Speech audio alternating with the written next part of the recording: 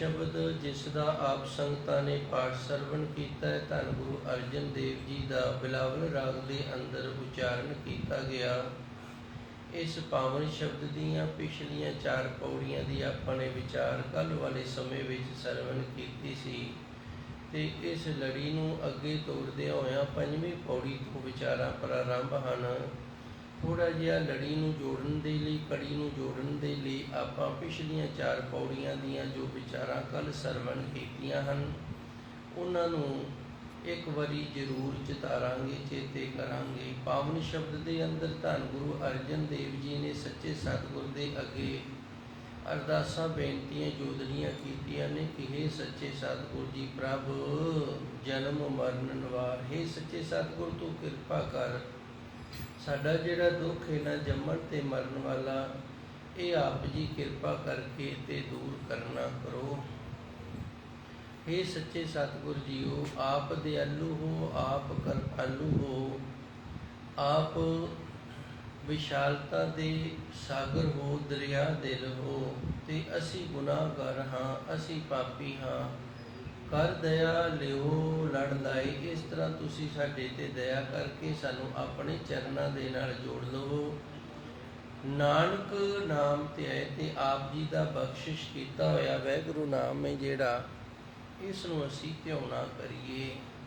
धन गुरु जी ने राव वालियां तुकां दे विच दस्सिया सी कि प्रभु परमात्मा दया ते करदा है, दीना नाथ, पर जिहड़ा हलीमी वाला है, जिहड़ा दया वाला है, जिस दे अंदर सच्चे सतगुर की कृपा दे नाल दीनता ही आ गई है, उस दे उत्ते सच्चे सतगुर दया करते हैं। ते हे सच्चे सतगुर जी जाचो संत रवाल, इसलिए मैं आप जी दे जो संत ने जिन्हां दे अंदर दया है, जिहड़े हलीमी वाले ने, जिहड़े बख्शण वाले ने, उन्हां दे चरनां दी धूड़ मंगदा हाँ।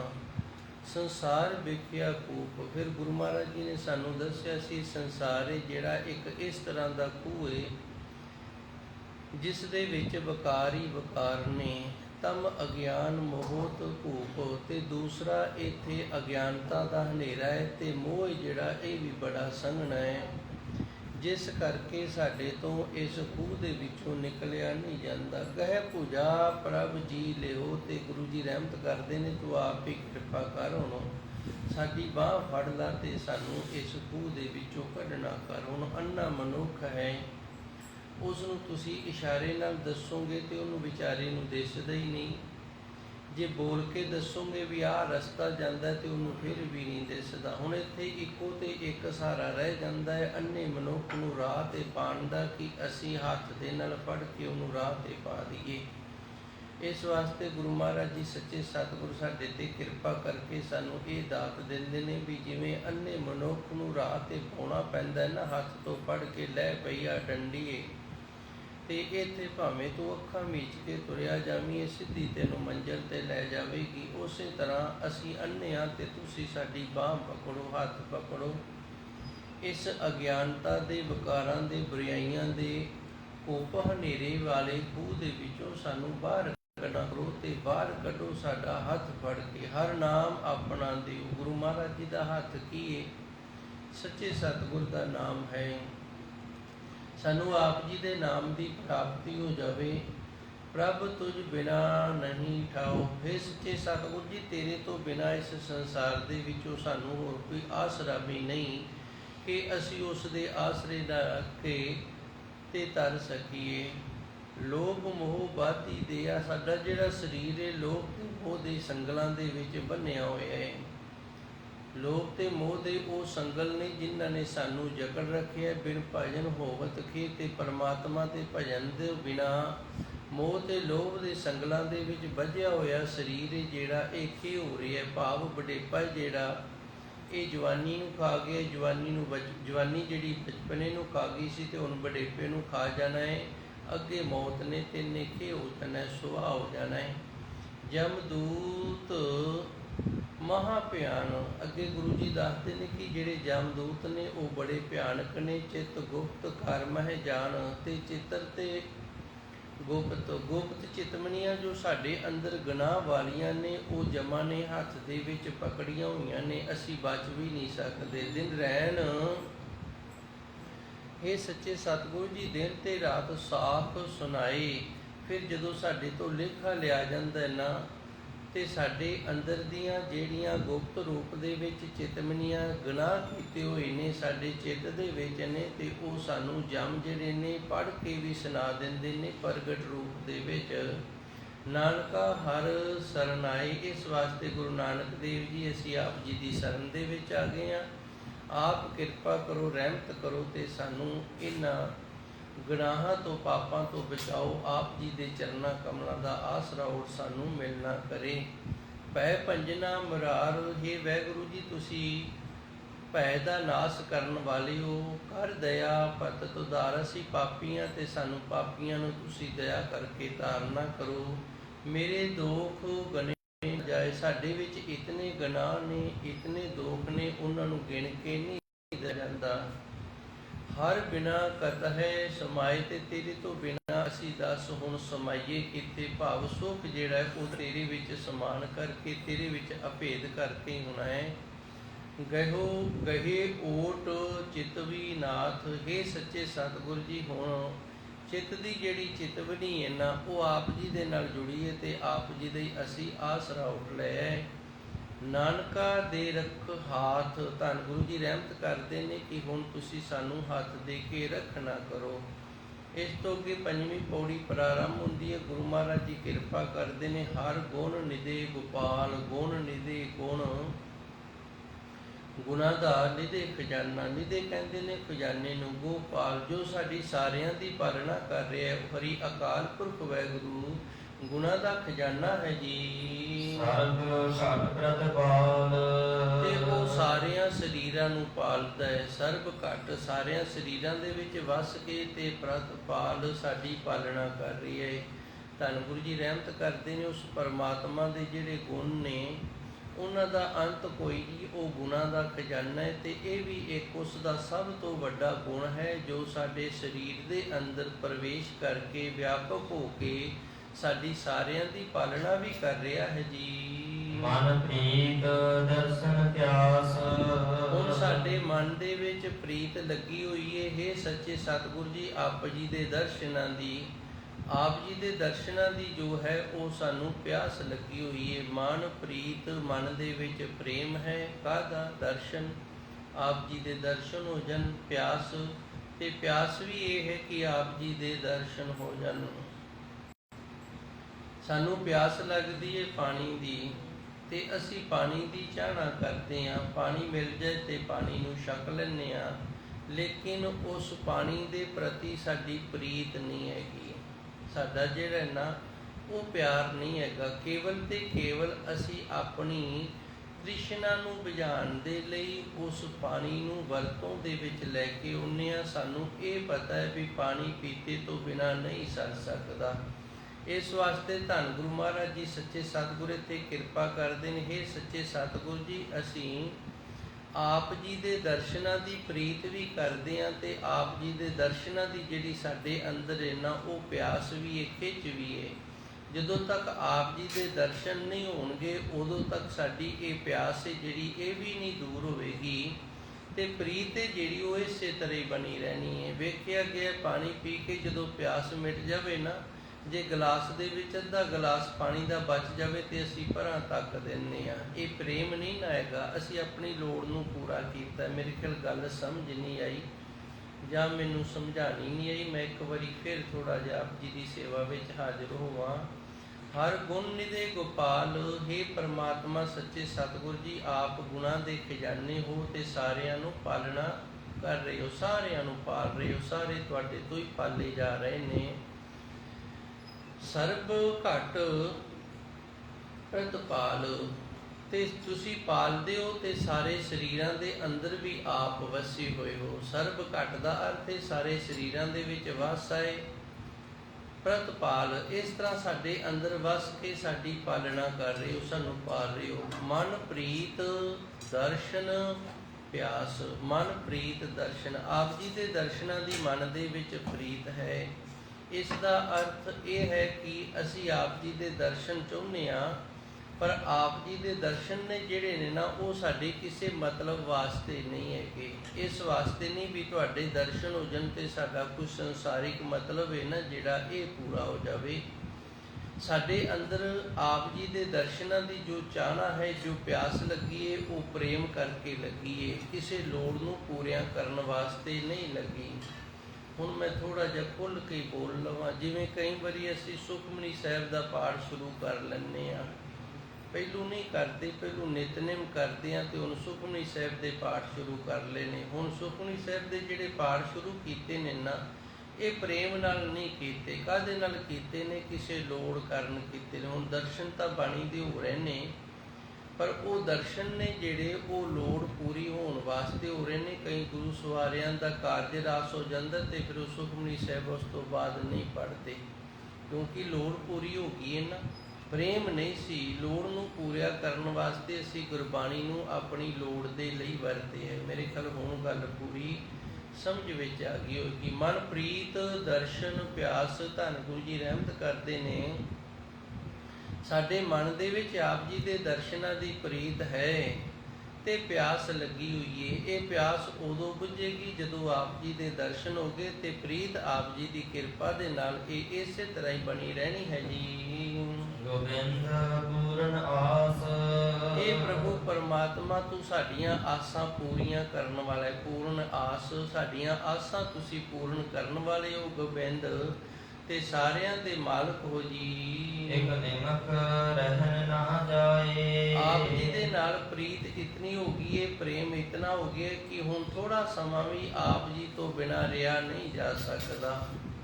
ਇੱਕ ਨਿਮਕ ਸਮੇਂ ਦੀ ਛੋਟੀ ਜੀ ਇਕਾਈ ਹੈ, ਥੋੜਾ ਜਿਹਾ ਸਮਾਂ ਵੀ ਛਿਨ ਭਰ ਵੀ ਰਹਿਣ ਨਾ ਜਾਏ। ਆਪ ਜੀ ਦੇ ਦਰਸ਼ਨਾਂ ਤੋਂ ਬਿਨਾਂ ਹੁਣ ਰਿਹਾ ਨਹੀਂ ਜਾ ਸਕਦਾ ਹੈ ਜੀ। ਵਡ ਭਾਗ ਨਾਨਕ ਪਾਏ। ਧੰਨ ਗੁਰੂ ਜੀ ਰਹਿਮਤ ਕਰਦੇ ਨੇ, ਉਹ ਗੁਰੂ ਸਵਾਰਾ ਜਿਹੜਾ ਬੜੇ ਵੱਡੇ ਭਾਗਾਂ ਵਾਲਾ ਹੈ, ਉਸ ਦੇ ਬੜੇ ਵੱਡੇ ਭਾਗ ਨੇ ਜਿਨ੍ਹਾਂ ਸੱਚੇ ਸਤਿਗੁਰ ਦੇ ਨਾਲ ਪ੍ਰੀਤ ਕਰਕੇ ਪ੍ਰੇਮ ਕਰਕੇ ਉਸ ਦੇ ਦਰਸ਼ਨ ਪ੍ਰਾਪਤ ਕਰ ਲਏ ਨੇ। ਤੇ ਇਹ ਪ੍ਰਾਪਤ ਵੀ ਵੱਡੇ ਭਾਗਾਂ ਵਾਲੇ ਨੂੰ ਹੁੰਦੇ ਨੇ।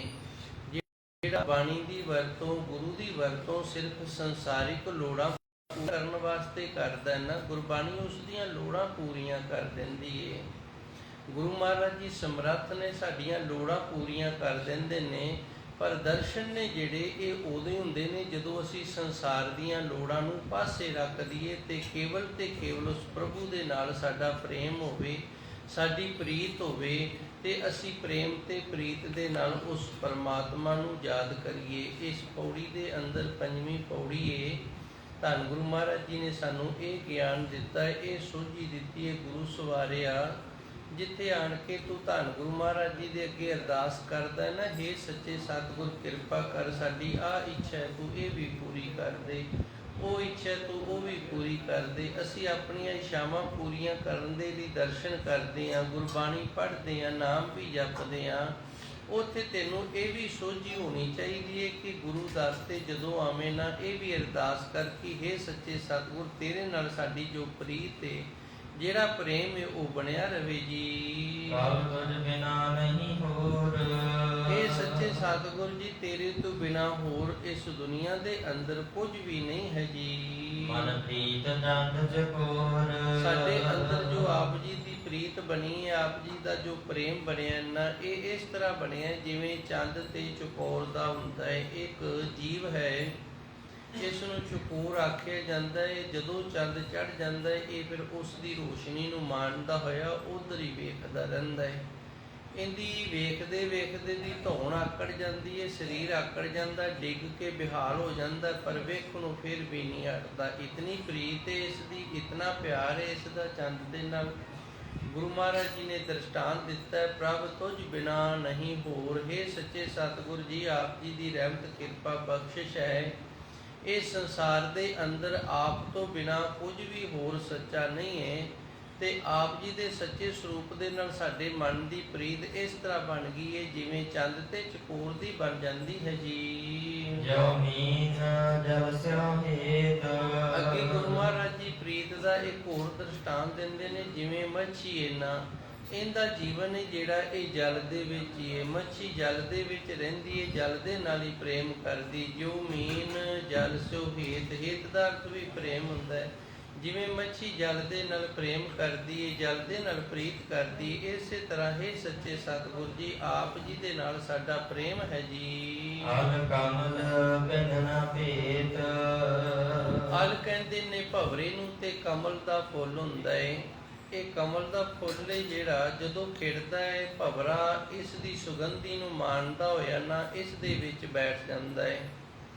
ਪਹਿਲੋਂ ਇਸ ਦੇ ਉੱਤੇ ਮੰਡਰਾਉਂਦਾ ਹੈ, ਜਿਵੇਂ ਜਿਵੇਂ ਸੁਗੰਧੀ ਦਾ ਆਨੰਦ ਹੁੰਦਾ ਉਵੇਂ ਉਵੇਂ ਇਸ ਦੇ ਵਿੱਚ ਇਹ ਪ੍ਰਵੇਸ਼ ਕਰ ਜਾਂਦਾ ਹੈ, ਵਿੱਚ ਬੈਠ ਜਾਂਦਾ ਹੈ। ਤੇ ਕਮਲ ਦਾ ਫੁੱਲ ਹੈ ਜਿਹੜਾ, ਇਹਦਾ ਫਿਰ ਇੱਕ ਗੁਣ ਹੈ ਕਿ ਜਦੋਂ ਸੂਰਜ ਛਿਪ ਜਾਂਦਾ ਇਹ ਆਪਣੀਆਂ ਪੰਖੜੀਆਂ ਨੂੰ ਸਮੇਟ ਲੈਂਦਾ, ਬੰਦ ਹੋ ਜਾਂਦਾ ਹੈ।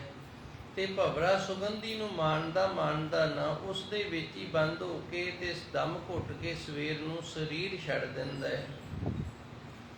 ਗੁਰੂ ਮਹਾਰਾਜ ਜੀ ਨੇ ਇਹਨਾਂ ਦੀ ਪ੍ਰੀਤ ਦਾ ਦ੍ਰਿਸ਼ਟਾਂਤ ਦਿੰਦੇ ਹੋਇਆ ਇਹ ਦੱਸਿਆ ਕਿ ਹੇ ਸੱਚੇ ਸਤਿਗੁਰ ਜੀ ਆਪ ਜੀ ਦੇ ਨਾਲ ਸਾਡਾ ਪ੍ਰੇਮ ਇਸ ਤਰ੍ਹਾਂ ਦਾ ਹੈ ਜਿਵੇਂ ਕਮਲ ਦੇ ਫੁੱਲ ਤੇ ਭਵਰੇ ਦਾ ਹੁੰਦਾ ਹੈ। ਭਵਰਾ ਉਸ ਦੇ ਵਿੱਚ ਮਿਟ ਜਾਂਦਾ ਹੈ, ਭਿੰਨ ਨਾ ਭੇਤ, ਫਰਕ ਨਹੀਂ ਰਹਿੰਦਾ। ਜਦੋਂ ਫਿਰ ਉਹਦਾ ਤੇਲ ਕੱਢਿਆ ਜਾਂਦਾ ਕਮਲ ਦੇ ਫੁੱਲ ਦਾ, ਤੇ ਨਾਲ ਹੀ ਫਿਰ ਇਹ ਜਿਹੜਾ ਭਵਰਾ ਇਹਦੇ ਵਿੱਚ ਮਰਿਆ ਹੁੰਦਾ ਇਹਦਾ ਵੀ ਵਿਚਾਰੇ ਦਾ ਤੇਲ ਨਿਕਲ ਜਾਂਦਾ, ਇੱਕ ਮੇਕ ਹੋ ਜਾਂਦੇ ਨੇ। ਉਸੇ ਤਰ੍ਹਾਂ ਇਹ ਸੱਚੇ ਸਤਿਗੁਰੂ ਜੀ ਆਪ ਜੀ ਦੇ ਪ੍ਰੇਮ ਦੇ ਵਿੱਚ ਅਸੀਂ ਵੀ ਇੱਕ ਮੇਕ ਹੋਣਾ ਲੋਚਦੇ ਹਾਂ ਜੀ। ਜਾਂ ਚੱਕਵੀ ਸੂਰਜ ਆਸ। ਇਸੇ ਤਰ੍ਹਾਂ ਚੱਕਵੀ ਜਿਹੜੀ ਇਹ ਸੂਰਜ ਦੀ ਆਸ ਦੇ ਨਾਲ ਸਾਰੀ ਰਾਤ ਜਿਹੜੀ ਇਹ ਕੱਟ ਦਿੰਦੀ ਏ। ਇਸ ਤਰ੍ਹਾਂ ਮੰਨਿਆ ਗਿਆ ਕਿ ਚੱਕਵੀ ਤੇ ਚੱਕਵਾ ਨੈਣਾ ਜਿਹੜੇ ਇਹ ਜੰਗਲ ਦੇ ਵਿੱਚ ਵਿਚਰ ਰਹੇ ਸਨ, ਤੇ ਸ੍ਰੀ ਰਾਮਚੰਦਰ ਦੀ ਸੀਤਾ ਨੂੰ ਜਦੋਂ ਰਾਵਣ ਹਰਨ ਕਰਕੇ ਲੈ ਗਿਆ ਸੀ, ਇਹ ਚੱਕਵੀ ਨੇ ਵੇਖਿਆ ਵੀ ਸ੍ਰੀ ਰਾਮਚੰਦਰ ਰੋ ਰਿਹਾ ਹੈ। ਇਹ ਆਪਣੀ ਪਤਨੀ ਦੇ ਵਿਜੋਗ ਦੇ ਵਿੱਚ ਰੋ ਰਿਹਾ ਸੀ, ਵਿਰਲਾਪ ਕਰ ਰਿਹਾ ਸੀ। ਚੱਕਵੀ ਨੇ ਸ੍ਰੀ ਰਾਮਚੰਦਰ ਨੂੰ ਮਿਹਣਾ ਮਾਰ ਦਿੱਤਾ ਵੀ ਤੂੰ ਹੈਗਾ ਅਵਤਾਰੀ ਪੁਰਖ ਹੈ, ਤੇ ਇਸ ਤਰ੍ਹਾਂ ਇੱਕ ਰਾਤ ਜੇ ਤੇਰੀ ਪਤਨੀ ਤੇਰੇ ਨਾਲ ਨਹੀਂ ਤੇ ਤੂੰ ਉਹਦੇ ਵਿਜੋਗ ਦੇ ਵਿੱਚ ਰੋ ਰਿਹਾ ਹੈ। ਤੇ ਕਹਿੰਦੇ ਨੇ ਸ੍ਰੀ ਰਾਮਚੰਦਰ ਜੀ ਨੇ ਸਰਾਪ ਦੇ ਦਿੱਤਾ ਸੀ ਵੀ ਤੁਸੀਂ ਹਰ ਰਾਤ ਨੂੰ ਵਿਛੜਿਆ ਕਰੋਗੇ ਤੇ ਫਿਰ ਤੈਨੂੰ ਵਿਛੋੜੇ ਦਾ ਪਤਾ ਲੱਗੇਗਾ। ਸੋ ਚੱਕਵੀ ਜਿਹੜੀ ਜਦੋਂ ਰਾਤ ਪੈ ਜਾਂਦੀ ਏ ਇਹ ਚੱਕਵੇ ਤੋਂ ਦੂਰ ਹੋ ਜਾਂਦੀ, ਵਿਛੜ ਜਾਂਦੇ ਨੇ। ਇੱਥੇ ਗੁਰੂ ਮਹਾਰਾਜ ਜੀ ਨੇ ਦ੍ਰਿਸ਼ਟਾਂਤ ਦਿੱਤਾ ਜੋ ਚੱਕਵੀ ਸੂਰਜ ਆਸ, ਜਿਵੇਂ ਚੱਕਵੀ ਜਿਹੜੀ ਹੁਣ ਰਾਤ ਕੱਢਦੀ ਕਾਹਦੇ ਨਾਲ? ਸੂਰਜ ਦੀ ਆਸ ਨਾਲ ਵੀ ਸੂਰਜ ਚੜ੍ਹੇਗਾ ਤੇ ਮੈਂ ਆਪਣੇ ਪਰਿਵਾਰ ਦੇ ਨਾਲ ਮਿਲਾਂਗੀ, ਆਪਣੇ ਘਰ-ਬਾਰ ਦੇ ਨਾਲ ਮਿਲਾਂਗੀ। ਇਸੇ ਤਰ੍ਹਾਂ ਹੀ ਸੱਚੇ ਸਤਿਗੁਰੂ ਜੀ ਸਾਡੇ ਚਰਨਾਂ, ਵਾਹਿਗੁਰੂ ਜੀ ਸਾਡੇ ਹਿਰਦੇ ਦੇ ਵਿੱਚ ਵੀ ਆਪ ਜੀ ਦੇ ਚਰਨਾਂ ਦੀ ਆਸ ਲੱਗੀ ਹੋਈ ਹੈ ਜੀ। ਨਾਨਕ ਚਰਨ ਪਿਆਸ। ਇਹ ਸੱਚੇ ਸਤਿਗੁਰੂ ਜੀ ਸਾਡੇ ਹਿਰਦੇ ਦੇ ਵਿੱਚ ਵੀ ਆਪ ਜੀ ਦੇ ਚਰਨਾਂ ਦੀ ਪਿਆਸ ਹੈ ਜਿਹੜੀ ਉਹ ਇਸੇ ਤਰ੍ਹਾਂ ਹੈ ਜਿਵੇਂ ਚੱਕਵੀ ਦੇ ਅੰਦਰ ਸੂਰਜ ਦੀ ਆਸ ਹੈ ਵੀ ਸੂਰਜ ਚੜ੍ਹੇ ਤੇ ਸਾਡਾ ਮਿਲਾਪ ਹੋਵੇ, ਉਵੇਂ ਅਸੀਂ ਵੀ ਇਹ ਆਸ ਬੰਨ੍ਹੀ ਬੈਠੇ ਹਾਂ ਕਿ ਕਦੋਂ ਇਹ ਅਗਿਆਨਤਾ ਦੀ ਰਾਤ ਦਾ ਨਾਸ਼ ਹੋਵੇ, ਗਿਆਨ ਦਾ ਪ੍ਰਕਾਸ਼ ਹੋਵੇ ਜੀ। ਜੋ ਤਰਨ ਭਰਤ ਪ੍ਰਾਨ। ਤਰਨ ਕਹਿੰਦੇ ਨੇ ਜਵਾਨ ਬੱਚੀ ਨੂੰ, ਤੇ ਭਰਤ ਕਹਿੰਦੇ ਨੇ ਉਸ ਦੇ ਭਰਤੇ ਨੂੰ, ਪਤੀ ਨੂੰ। ਜਿਉਂ ਤਰਨ ਭਰਤ ਪ੍ਰਾਨ, ਜਿਵੇਂ ਇੱਕ ਨੌਜਵਾਨ ਬੱਚੀ ਏ ਪਤੀ ਵਰਤਾ ਹੈ ਤੇ ਉਹ ਆਪਦੇ ਪ੍ਰਾਣਾਂ ਤੋਂ ਪਿਆਰੇ ਆਪਣੇ ਪਤੀ ਨੂੰ ਜਾਣਦੀ ਹੈ, ਉਸੇ ਤਰ੍ਹਾਂ ਹੈ ਪ੍ਰਮਾਤਮਾ ਸੱਚੇ ਸਤਿਗੁਰੂ ਜੀ ਆਪ ਜੀ ਦਾ ਜੋ ਨਾਮ ਹੈ ਇਹ ਸਾਡੇ ਪ੍ਰਾਣਾਂ ਤੋਂ ਪਿਆਰਾ ਹੈ ਜੀ। ਜੋ ਲੋਭੀਐ ਧਨ ਦਾਨ। ਜਿਵੇਂ ਕੋਈ ਸਾਧੂ ਸੰਤ ਹੋਵੇ ਤੇ ਉਹ ਧਨ ਦਾ ਬੜਾ ਲੋਭੀ ਹੋਵੇ ਤੇ ਉਹਦੇ ਅੰਦਰ ਇਹ ਖਿਆਲ ਬਣਿਆ ਰਹਿੰਦਾ ਹੈ ਵੀ ਕੋਈ ਨਾ ਕੋਈ ਸਾਨੂੰ ਆਣ ਕੇ ਧਨ ਦਾ ਦਾਨ ਕਰੇ। ਇਸੇ ਤਰ੍ਹਾਂ ਸੱਚੇ ਸਤਿਗੁਰੂ ਜੀ ਸਾਡੇ ਅੰਦਰ ਵੀ ਇੱਕ ਲੋਭ ਬਣਿਆ ਰਹਿੰਦਾ ਹੈ ਕਿ ਗੁਰਮੁਖ ਪਿਆਰਾ ਕੋਈ ਮਿਲੇ ਤੇ ਸਾਨੂੰ ਸੱਚੇ ਸਤਿਗੁਰ ਦੇ ਗਿਆਨ ਦੀ ਦਾਤ ਦੇਣੀ ਕਰੇ। ਭਗਤ ਕਬੀਰ ਜੀ ਨੇ ਇੱਥੇ ਬੜਾ ਸੁੰਦਰ ਇੱਕ ਦੋਹਰਾ ਲਿਖਿਆ ਹੈ ਕਬੀਰ ਸਾਗਰ ਗ੍ਰੰਥ ਦੇ ਅੰਦਰ। ਕਬੀਰ ਜੀ ਲਿਖਦੇ ਨੇ ਦੇਨੇ ਕੋ ਅਨਦਾਨ ਹੈ, लेने को सतनाम, ਭਗਤ ਕਬੀਰ ਜੀ ਕਹਿੰਦੇ ਨੇ ਜੇ ਦਾਨ ਕਰਨਾ ਹੋਵੇ ਨਾ ਤੇ ਪ੍ਰਸ਼ਾਦੇ ਦਾ ਕਰੇ, ਅੰਨ ਦਾ ਦਾਨ ਕਰੇ। ਕਿਸੇ ਭੁੱਖੇ ਨੂੰ, ਲੋੜਵੰਦ ਨੂੰ ਪ੍ਰਸ਼ਾਦਾ ਛਕਾ ਦੇਵੇ ਤੇ ਇਹ ਸਭ ਤੋਂ ਵੱਡਾ ਦਾਨ ਹੈ। ਸਿਆਲ ਦੇ ਦਿਨਾਂ ਵਿੱਚ ਕਿਸੇ ਕੋਲੇ ਵਸਤਰ ਨਹੀਂ, ਕੋਈ ਠਰੂ ਕਰ ਰਿਹਾ ਤੇ ਉਹਨੂੰ ਵਸਤਰਾਂ ਦਾ ਦਾਨ ਦਿੱਤਾ ਜਾਵੇ। ਕੋਈ ਗਰੀਬ ਹੈ, ਉਹਦੇ ਕੋਲ ਪ੍ਰਸ਼ਾਦਾ ਪਾਣੀ ਜਿਹੜਾ ਹੈ ਨਹੀਂ ਹੈਗਾ, ਉਹਨੂੰ ਪ੍ਰਸ਼ਾਦੇ ਪਾਣੀ ਦਾ ਦਾਨ ਕਰੇ। ਇਸੇ ਤਰ੍ਹਾਂ ਕਿਸੇ ਗਰੀਬ ਦੀ ਲੋੜ ਨੂੰ ਪੂਰਾ ਜਿਹੜਾ ਕਰਨਾ ਹੈ ਨਾ, ਇਹ ਸਭ ਤੋਂ ਉੱਤਮ ਦਾਨ ਹੈ। ਤੇ ਗੁਰੂ ਮਹਾਰਾਜ ਜੀ ਨੇ ਵੀ, ਸੱਚੇ ਸਤਿਗੁਰ ਨੇ ਵੀ ਸਾਨੂੰ ਸਿੱਖਿਆ ਦਿੱਤੀ ਹੈ, ਗਰੀਬ ਦਾ ਮੂੰਹ ਗੁਰੂ ਦੀ ਗੋਲਕ। ਤੇ ਫਿਰ ਭਗਤ ਜੀ ਅੱਗੇ ਕੀ ਲਿਖਦੇ ਨੇ? ਭਗਤ ਜੀ ਅੱਗੇ ਲਿਖਦੇ ਨੇ, ਲੈਣੇ ਕੋ ਸਤਨਾਮ। ਜਿਹਨੂੰ ਅਸੀਂ ਪ੍ਰਸ਼ਾਦਾ ਪਾਣੀ ਛਕਾਇਆ ਹੈ ਨਾ, ਉਹਨੂੰ ਜੇ ਉਹ ਕੁਝ ਅਸੀਸ ਦੇਣੀ ਚਾਹਵੇ ਤੇ ਫਿਰ ਦੋਵੇਂ ਹੱਥ ਜੋੜ ਕੇ ਉਹਨੂੰ ਇਹ ਆਖੇ ਵੀ ਤੂੰ ਇਸ ਤਰ੍ਹਾਂ ਕਰ, ਸਾਡੀ ਅਰਦਾਸ ਕਰਦੇ ਕਿ ਸੱਚੇ ਸਤਿਗੁਰ ਦਾ ਜਿਹੜਾ ਸੱਚਾ ਨਾਮ ਹੈ ਨਾ, ਉਹ ਸਾਨੂੰ ਚੇਤੇ ਆਵੇ। ਸੋ ਗੁਰੂ ਮਹਾਰਾਜ ਜੀ ਸੱਚੇ ਸਤਿਗੁਰ ਇੱਥੇ ਸਾਨੂੰ ਦੱਸਦੇ ਨੇ, ਜੋ ਲੋਭੀ ਹੈ, ਜਿਵੇਂ ਕੋਈ ਲੋਭੀ ਮਨੁੱਖ ਹੋਵੇ ਧਨ ਦਾਨ ਤੇ ਉਹਨੂੰ ਕੋਈ ਧਨ ਦਾ ਦਾਨ ਕਰ ਦੇਵੇ ਤੇ ਬੜਾ ਖੁਸ਼ ਹੋ ਜਾਂਦਾ, ਉਸੇ ਤਰ੍ਹਾਂ ਸਾਨੂੰ ਕੋਈ ਸੱਚੇ ਸਤਿਗੁਰ ਦੇ ਨਾਮ ਦੀ ਦਾਤ ਦੇਵੇ ਤੇ ਸਾਡਾ ਮਨ ਵੀ ਬੜਾ ਖੁਸ਼ ਹੁੰਦਾ ਹੈ ਜੀ। ਜੋ ਦੁਧ ਜਲਹਿ ਸੰਜੋਗ। ਜਿਵੇਂ ਦੁੱਧ ਦਾ ਤੇ ਪਾਣੀ ਦਾ ਸੰਜੋਗ ਇੰਨਾ, ਇਸ ਤਰ੍ਹਾਂ ਇਹ ਸੱਚੇ ਸਤਿਗੁਰ ਜੀ ਤੇਰੇ ਨਾਲ ਸਾਡਾ ਸੰਜੋਗ ਬਣ ਜਾਵੇ। ਹੁਣ ਦੁੱਧ ਤੇ ਪਾਣੀ ਦਾ ਕੀ ਸੰਜੋਗ ਹੈ? ਦੁੱਧ ਦੇ ਵਿੱਚ ਪਾਣੀ ਪਾਵੋਗੇ ਨਾ ਤੇ ਦੁੱਧ ਜਿਹੜਾ ਪਾਣੀ ਨੂੰ ਆਪਣੇ ਮੁੱਲ ਦਾ ਬਣਾ ਲੈਂਦਾ ਹੈ। ਜੇ ਦੁੱਧ 50 ਰੁਪਏ ਕਿਲੋ ਵਿਕਦਾ ਹੈ, ਉਹਦੇ 'ਚ ਪਾਣੀ ਪਾ ਲਓ ਤੇ ਹੁਣ ਪਾਣੀ ਵੀ 50 ਰੁਪਏ ਕਿਲੋ ਵਿਕਣਾ ਹੈ। ਇੱਕ ਤਾਂ ਦੁੱਧ ਦਾ ਇਹ ਪਾਣੀ ਦੇ ਨਾਲ ਸੰਜੋਗ ਹੈ ਤੇ ਦੂਸਰਾ ਸੰਜੋਗ ਹੈ ਗੁਰਬਾਣੀ ਦੇ ਵਿੱਚ ਗੁਰੂ ਮਹਾਰਾਜ ਜੀ ਨੇ ਦੱਸਿਆ, ਆਵਟਣ ਖਪੈ ਦੁੱਧ ਕੋ ਖਪਣ ਨਾ ਦੇ। ਮਾਈਆਂ ਨੇ ਜਿਹੜੀਆਂ ਜਦੋਂ ਦੁੱਧ ਦੇ ਵਿੱਚ ਥੋੜਾ ਜਿਹਾ ਹੰਕਾਲ ਪਾ ਕੇ ਤੇ ਤੌੜੀ ਨੂੰ ਹਾਰੇ ਦੇ ਵਿੱਚ ਰੱਖਦੀਆਂ ਨੇ ਨਾ, ਸ਼ਾਇਦ ਅੱਜ ਕੱਲ੍ਹ ਨਾ ਰੱਖਦੀਆਂ ਹੋਣ ਤੇ ਸ਼ਬਦ ਵੀ ਔਰਤਾਂ ਨੂੰ ਨਾ ਪਤਾ ਹੋਣ ਵੀ ਹਾਰਾ ਕੀ ਹੁੰਦਾ ਤੇ ਤੌੜੀ ਕੀ ਹੁੰਦੀ ਹੈ। ਜੇ ਪਤਾ ਤੇ ਫਿਰ ਆਉਣ ਵਾਲੇ ਸਮੇਂ ਦੇ ਵਿੱਚ ਭੁੱਲ ਜਾਣਗੀਆਂ ਜਿਹੜੀਆਂ ਨਵੀਆਂ ਜਨਰੇਸ਼ਨ ਅੱਗੇ ਆ ਰਹੀਆਂ ਹਨ। ਪੁਰਾਤਨ ਸਮੇਂ ਦੇ ਵਿੱਚ ਕਈਆਂ ਘਰਾਂ ਦੇ ਵਿੱਚ ਹੁਣ ਵੀ ਇਹ ਤੌੜੀਆਂ ਲੱਗੀਆਂ ਹੋਈਆਂ ਨੇ, ਉਹਨਾਂ ਦੇ ਵਿੱਚ ਦੁੱਧ ਤਪਾਉਣ ਵਾਸਤੇ ਰੱਖਿਆ ਜਾਂਦਾ ਹੈ, ਫਿਰ ਜਮਾਇਆ ਜਾਂਦਾ ਹੈ, ਫਿਰ ਰਿੜਕਿਆ ਜਾਂਦਾ, ਮੱਖਣ ਆਦਿ ਕੱਢਿਆ ਜਾਂਦਾ ਹੈ। ਜਦੋਂ ਦੁੱਧ ਤੌੜੀ ਦੇ ਵਿੱਚ ਪਾ ਕੇ ਹਾਰੇ 'ਚ ਰੱਖਿਆ ਜਾਂਦਾ, ਉਹਦੇ ਵਿੱਚ ਥੋੜ੍ਹਾ ਜਿਹਾ ਪਾਣੀ ਪਾਇਆ ਜਾਂਦਾ ਹੈ, ਉਹਨੂੰ ਹੰਗਾਲ ਬੋਲਦੇ ਨੇ। ਗੁਰਬਾਣੀ ਦੇ ਅੰਦਰ ਉਸ ਨੂੰ ਆਵਟਣ ਆਖਿਆ। ਇਹਦਾ ਇਹ ਸੁਭਾਅ ਹੁੰਦਾ ਹੈ, ਜਦੋਂ ਦੁੱਧ ਨੂੰ ਸੇਕ ਲੱਗਦਾ ਹੈ ਨਾ, ਉਦੋਂ ਪਾਣੀ ਜਿਹੜਾ ਉਹ ਦੁੱਧ ਨੂੰ ਨਹੀਂ ਸੜਨ ਦਿੰਦਾ ਤੇ ਆਪ ਪਹਿਲੂ ਸੜਦਾ ਹੈ। ਜਦੋਂ ਦੁੱਧ ਨੂੰ ਸੇਕ ਲੱਗਦਾ, ਗੁਰਬਾਣੀ ਦੱਸਦੀ ਹੈ, ਮੈਨੂੰ ਤਾਂ ਪਤਾ ਨਹੀਂ, ਗੁਰਬਾਣੀ ਆਖਦੀ ਏ ਆਵਟਣ ਖਵੇ ਦੁੱਧ ਕੋ ਖਪਣ ਨਾ ਦੇ। ਪਾਣੀ ਹੈ ਜਿਹੜਾ ਉਹ ਪਹਿਲੂ ਆਪ ਸੜਦਾ, ਕਹਿੰਦਾ ਤੂੰ ਮੇਰੀ ਕੀਮਤ ਵਧਾਈ ਹੈ, ਤੂੰ ਮੇਰਾ ਮੁੱਲ ਵਧਾਇਆ ਤੇ ਹੁਣ ਮੈਂ ਤੈਨੂੰ ਥੋੜ੍ਹੀ ਸੜਨ ਦਿਆਂਗਾ। ਫਿਰ ਜਦੋਂ ਪਾਣੀ ਸੜਨ ਲੱਗਦਾ ਤੇ ਫਿਰ ਅੱਗ ਨੂੰ ਜੋਸ਼ ਆਉਂਦਾ ਵੀ ਮੇਰੇ ਲਈ ਤੂੰ ਕੁਰਬਾਨ ਹੋ ਗਿਆ ਮੇਰੇ ਪਿਆਰ ਦੇ ਵਿੱਚ, ਤੇ ਮੈਂ ਫਿਰ ਹੁਣ ਇਸ ਅੱਗ ਨੂੰ ਬੁਝਾਉਣਾ। ਕਹਿੰਦੇ ਫਿਰ ਉਬਾਲਾ ਆਉਂਦਾ ਦੁੱਧ ਨੂੰ ਤੇ ਉੱਤੋਂ ਦੀ ਉਲਟ ਕੇ ਨਾ ਉਹ ਅੱਗ ਨੂੰ ਬੁਝਾਉਣ ਦਾ ਯਤਨ ਕਰਦਾ ਹੈ। ਇਤਨਾ ਇਹਨਾਂ ਦਾ ਪੱਕਾ ਸੰਜੋਗ ਹੈ ਆਪਸ ਦੇ ਵਿੱਚ। ਯੋਗ ਦਾ ਅਰਥ ਹੁੰਦਾ ਜੁੜਨਾ ਤੇ ਸੰਜੋਗ ਦਾ ਅਰਥ ਹੁੰਦਾ ਚੰਗਾ ਜੋੜ। ਜੋ ਦੁੱਧ ਜਲ ਹੈ ਸੰਜੋਗ, ਜਿਵੇਂ ਦੁੱਧ ਤੇ ਪਾਣੀ ਦਾ ਆਪਸ ਦੇ ਵਿੱਚ ਸੰਜੋਗ ਹੈ ਨਾ, ਇਹਨਾਂ ਦੀ ਆਪਸ ਦੇ ਵਿੱਚ ਪ੍ਰੀਤ ਹੈ, ਇੱਕ ਦੂਜੇ ਤੋਂ ਇਹ ਨਿਸ਼ਾਵਰ ਹੁੰਦੇ ਨੇ। ਹੇ ਸੱਚੇ ਸਤਿਗੁਰ ਜੀ, ਉਸੇ ਤਰ੍ਹਾਂ ਤੁਸੀਂ ਕਿਰਪਾ ਕਰੋ, ਸਾਡੀ ਪ੍ਰੀਤ ਵੀ ਆਪ ਜੀ ਦੇ ਨਾਲ ਇਸ ਤਰ੍ਹਾਂ ਹੀ ਵੱਧ ਜਾਵੇ ਜੀ। ਜੋ ਮਹਾ ਖੁਦਿਆਰਤ ਭੋਗ। ਖੁਦਿਆਰਤ ਕਹਿੰਦੇ ਨੇ ਭੁੱਖੇ ਨੂੰ। ਕੋਈ ਮਨੁੱਖ ਉਹਨੂੰ ਬੜੀ ਭੁੱਖ ਲੱਗੀ ਹੋਵੇ ਤੇ ਉਹਨੂੰ ਕੋਈ ਪ੍ਰਸ਼ਾਦਾ ਪਾਣੀ ਛਕਾ ਦੇਵੇ ਤੇ ਉਹ ਫਿਰ ਬੜਾ ਪ੍ਰਸੰਨ ਖੁਸ਼ ਹੋ ਜਾਂਦਾ ਹੈ। ਹੁਣ ਗੁਰੂ ਮਹਾਰਾਜ ਜੀ ਇਸ ਦ੍ਰਿਸ਼ਟਾਂਤ ਦੇ ਨਾਲ ਦੱਸਦੇ ਨੇ, ਸਾਡੇ ਅੰਦਰ ਪਰਮਾਤਮਾ ਦੇ ਪਿਆਰ ਦੀ, ਪ੍ਰੇਮ ਦੀ ਭੁੱਖ ਹੈ ਤੇ ਉਹ ਪਰਮਾਤਮਾ ਦੇ ਨਾਮ ਦੇ ਨਾਲ ਪੂਰੀ ਹੁੰਦੀ ਹੈ ਜੀ। ਜੋ ਮਾਤ ਪੁੱਤ ਹੈ ਹੇਗ। ਅੱਗੇ ਹੋਰ ਗੁਰੂ ਮਹਾਰਾਜ ਜੀ ਨੇ ਦ੍ਰਿਸ਼ਟਾਂਤ ਦਿੱਤਾ, ਜਿਵੇਂ ਮਾਤਾ ਤੇ ਪੁੱਤਰ ਦਾ ਆਪਸ ਦੇ ਵਿੱਚ ਬੜਾ ਪਿਆਰ ਹੁੰਦਾ ਹੈ। ਮਾਤਾ ਤੇ ਪੁੱਤਰ ਆਪਸ ਵਿੱਚ ਹੇਤ ਕਰਦੇ ਨੇ, ਪ੍ਰੇਮ ਕਰਦੇ ਨੇ। ਹੇ ਸੱਚੇ ਸਤਿਗੁਰੂ ਜੀ, ਤੁਸੀਂ ਸਾਡੀ ਮਾਤਾ ਦੀ ਨਿਆਈ ਹੋ, ਸਾਡਾ ਪਾਲਣ ਪੋਸ਼ਣ ਕਰਦੇ ਹੋ ਤੇ ਅਸੀਂ ਆਪ ਜੀ ਦੇ ਪੁੱਤਰ ਹਾਂ। ਇਹ ਪ੍ਰੇਮ ਇਸ ਤਰ੍ਹਾਂ ਦਾ ਹੈ ਜੀ। ਹਰ ਸਿਮਰ ਨਾਨਕ ਨੇਤ। ਤਾਂ ਕਰਕੇ ਸੱਚੇ ਸਤਿਗੁਰ ਗੁਰੂ ਨਾਨਕ ਦੇਵ ਜੀ ਦਾ ਬਖਸ਼ਿਸ਼ ਕੀਤਾ ਹੋਇਆ ਵਾਹਿਗੁਰੂ ਨਾਮ ਹੈ। ਸੱਚੇ ਸਤਿਗੁਰ ਜੀ ਅਸੀਂ ਨਿਤਾ ਪ੍ਰਤੀ ਉਹ ਸਿਮਰਦੇ ਹਾਂ। ਨੇਤ ਦਾ ਅਰਥ ਹੈ ਨਿਤਾ ਪ੍ਰਤੀ। ਉੱਪਰ ਸੱਚੇ ਸਤਿਗੁਰ ਨੇ 6ਵੀਂ ਪੌੜੀ ਦੇ ਵਿੱਚ ਪ੍ਰਮਾਤਮਾ ਦੇ ਨਾਲ ਪ੍ਰੇਮ ਦੱਸਦਿਆਂ ਹੋਇਆਂ ਦ੍ਰਿਸ਼ਟਾਂਤ ਦਿੱਤੇ ਨੇ, ਤੇ ਇਸ ਆਖਰੀ ਤੁਕ ਦੇ ਵਿੱਚ ਇਹ ਦੱਸਿਆ ਹਰ ਸਿਮਰ ਨਾਨਕ ਨੇਤ। ਹੈ ਸੱਚੇ ਸਤਿਗੁਰ ਜੀ ਇਸ ਤਰ੍ਹਾਂ ਆਪ ਜੀ ਦੀ ਸਾਡੇ ਤੇ ਕਿਰਪਾ ਹੋ ਜਾਵੇ, ਸਾਡਾ ਵੀ ਆਪ ਜੀ ਦੇ ਨਾਲ ਇਸ ਤਰ੍ਹਾਂ ਪ੍ਰੇਮ ਬਣ ਜਾਵੇ ਤੇ ਅਸੀਂ ਵੀ ਆਪ ਨੂੰ ਨਿਤਾ ਪ੍ਰਤੀ ਇਸ ਤਰ੍ਹਾਂ ਹੀ ਯਾਦ ਰੱਖੀਏ ਜੀ। ਜੋ ਦੀਪ ਪਤਨ ਪਤੰਗ।